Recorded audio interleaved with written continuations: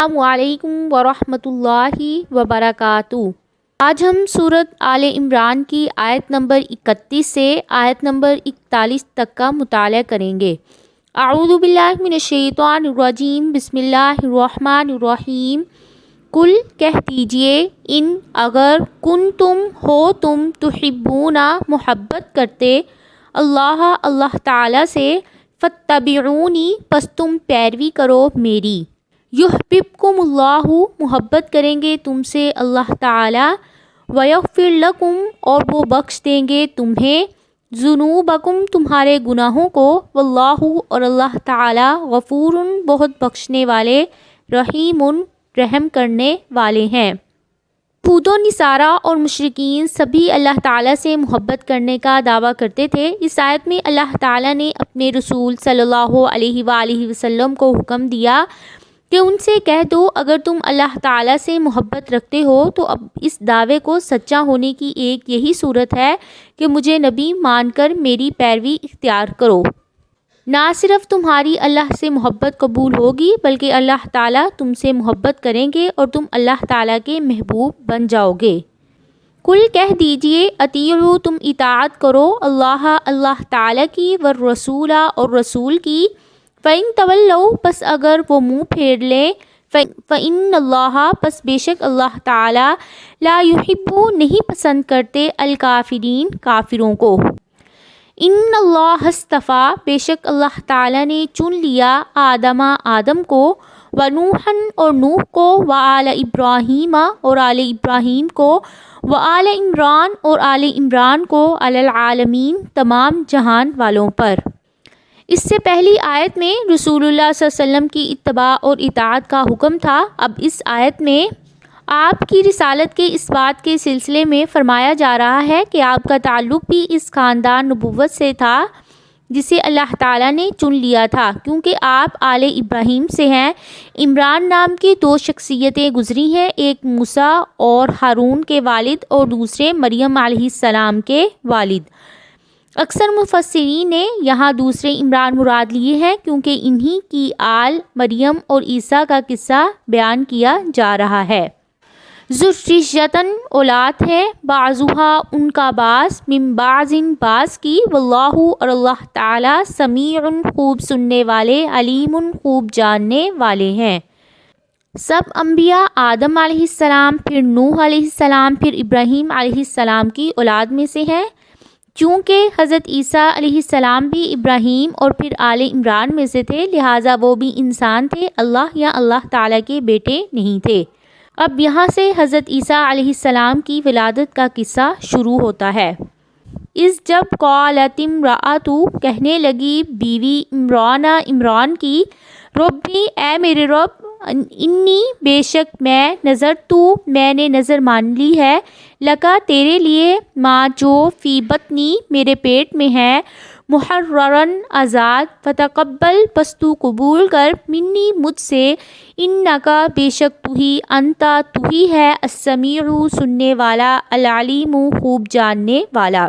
تفاسیر میں حضرت عمران کی بیوی کا نام حنہ جو ہے وہ لکھا گیا ہے اور یہ دمشق کے بیرونی حصے میں ان کی قبر ہے، مگر ان دونوں باتوں کی کوئی بھی پختہ دلیل موجود نہیں ہے۔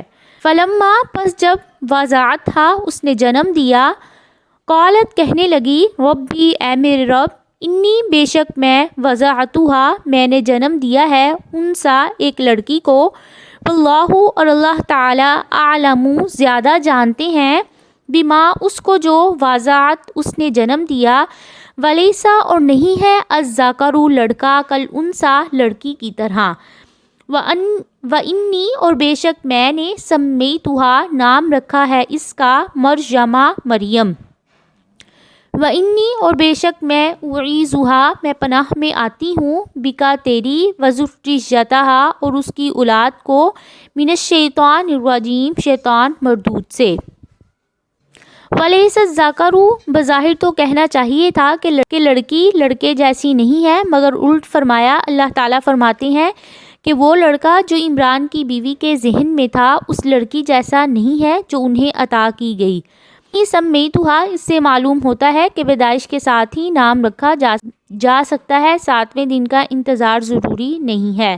یہ دعا قبول ہوئی۔ رسول اللہ صلی اللہ علیہ وسلم نے فرمایا کہ ہر بچہ جب پیدا ہوتا ہے تو شیطان اسے چھوتا ہے اور اس کے چھونے کی وجہ سے وہ رونے لگتا ہے، مگر فتقبلہا تو قبول کر لیا اسے ربہا اس کے رب نے، بقبول قبول کرنا، حسن اچھا، وانبتہا اور پرورش کی اس کی، نباتن پرورش کرنا، حسنن اچھی، وکفلہا اور کفیل بنایا اس کا، زکریا کو، کلما جب کبھی داخل ہوتا، علیہا اس پر، زکریا المحراب محراب میں، واجدہ پاتے، اندہا اس کے پاس، رزقن کوئی رزق، قالو وہ کہتے، یا مریم اے مریم، انی کہاں سے، لکی تیرے لیے، ہاذا یہ، قالت وہ کہتی، ہوا وہ، من عند اللہ اللہ تعالیٰ کی پاس سے ہے، انا بے شک اللہ تعالیٰ، یرزقو وہ رزق دیتے ہیں، من یشاء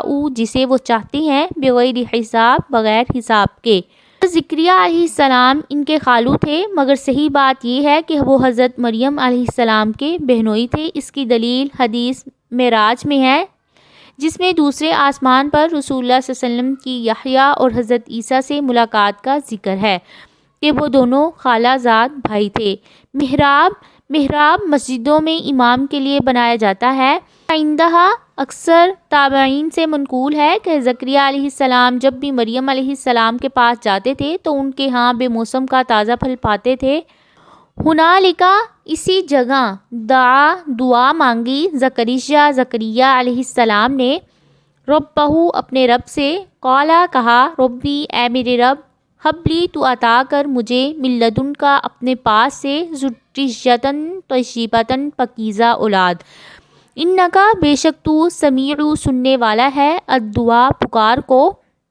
علیہ السلام جو تھے وہ بوڑھے ہو چکے تھے اور ابھی تک بے اولاد تھے، بیوی بانجھ تھی اور انہیں اولاد کی کوئی بھی امید نہیں تھی۔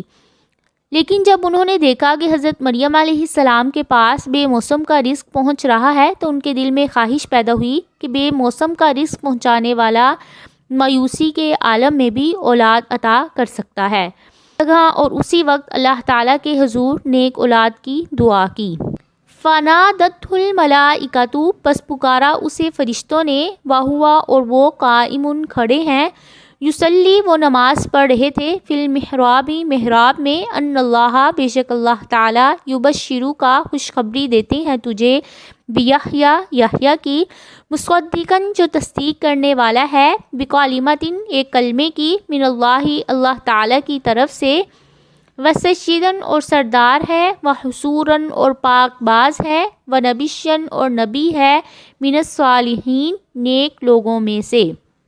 عبادت خانے میں نماز پڑھنے کے دوران ہی فرشتوں نے انہیں یحییٰ نامی بیٹے کی خوشخبری دے دی۔ من اللہ یہ عیسیٰ علیہ السلام کا لقب ہے، اگرچہ ہر شخص اللہ تعالیٰ کے کلمہ کن سے پیدا ہوا ہے، مگر عیسیٰ علیہ السلام بغیر باپ کے پیدا ہونے پر انہیں اللہ تعالیٰ نے یہ لقب عطا کیا، جیسے بیت اللہ، ناقۃ اللہ، اگرچہ ہر مسجد اور ہر اونٹنی اللہ تعالیٰ ہی کی ہے۔ یحییٰ علیہ السلام حضرت عیسیٰ علیہ السلام سے بڑے تھے، حضرت عیسیٰ علیہ السلام کی تصدیق کی۔ حصوراً سے مراد ایسا شخص ہوتا ہے جو اپنی جنسی خواہشوں پر پوری طرح قابو حاصل کر لیتا ہے۔ قالا اس نے کہا، ربی اے میرے رب، انا کیسے، یکون ہوگا، لی میرے لیے، غلام لڑکا، وقد اور تحقیق، بالغنی الکبر پہنچ چکا ہے مجھے بڑھاپا، وامرأتی اور میری بیوی عاقر بانجھ ہے۔ قالا اس نے کہا، کذالک اسی طرح، اللہ تعالیٰ، یفعل کرتے ہیں، ما یشاء جو وہ چاہتے ہیں۔ دعا کی قبولیت کے بعد ہر ناممکن کام کی بشارت پر انہیں تعجب ہوا۔ عجیب بات یہ ہے کہ خود ہی دعا کر رہی ہیں اور پھر خود ہی تعجب ہو رہا ہے کہ یہ کیسے ہوگا۔ جواب ملا کہ اللہ تعالیٰ جو چاہتے ہیں کرتے ہیں۔ قالا اس نے کہا، ربی اے میرے رب، اجعل تو بنا، لی میرے لیے، آیتن کوئی نشانی۔